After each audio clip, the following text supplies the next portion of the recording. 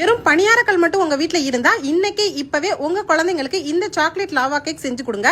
இது பாத்தீங்கன்னா ரொம்பவே டேஸ்டா இருக்குங்க. வேற லெவல் தான் சொல்லுவோம். இந்த மினி சாக்லேட் லாவா கேக்க வெறும் 10 நிமிஷத்துல அதுவும் 3 விதமா 3 மெத்தட்ல செஞ்சு காமிக்க போறேன். சோ எப்படி செய்யலாம்? இதுக்கு ஒரு பவுல்ல 1 கப் பாலும் 1/2 கப் ஆயிலும் 1/4 கப் நாட்டு சக்கரை எடுத்துக்கலாம். 1 ஸ்பூன் மட்டும் வினிகர் எடுத்துக்கலாம். இதை நல்லா மிக்ஸ் பண்ணி கொடுத்துக்கங்க.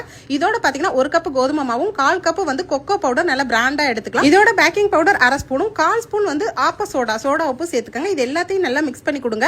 இதுல நம்ம முட்டை எதுவுமே தேவை கிடையாதுங்க. அந்த அளவுக்கு கேக் சாஃப்டா இருக்கும். இப்போ நம்ம ஃபர்ஸ்ட் மெத்தட் 5 ஸ்டார் சாக்லேட் தான் வச்சு செய்ய போறோம். குட்டி குட்டி சாக்லேட்டா கட் பண்ணி வச்சுக்கிட்டு இப்போ பணியார கல்ல குட்டி குட்டியா பாதி மாவு ஃபில் பண்ற மாதிரி ஊத்திட்டு மேல சாக்லேட் வச்சு கவர் பண்ணிடலாம். சோ ரெண்டாவது மெத்தட்ல பாத்தீங்கன்னா பேரிச்சம்பளம் இதே மாதிரி எடுத்துக்கலாம். நார்மலா உங்க குழந்தைங்க பேரிச்சம்பளம் சாப்பிட மாட்டாங்க.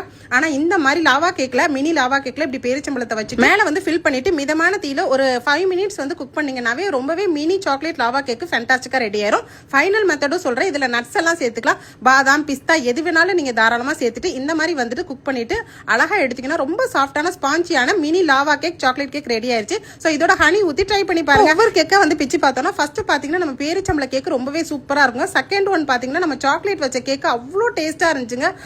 சொல்ல வார்த்தையே இல்ல. மூணாவது பாத்தீங்கன்னா நட்ஸ் இதுவும் வேற லெவல் தான் சொல்லும். சோ இன்னைக்கு இப்பவே ஒரு 10 நிமிஷத்துல இந்த சாக்லேட் மினி லாவா கேக்க உங்க பசங்களுக்கு ட்ரை பண்ணிட்டு எப்படி இருக்குன்னு சொல்லுங்க. தேங்க்யூ.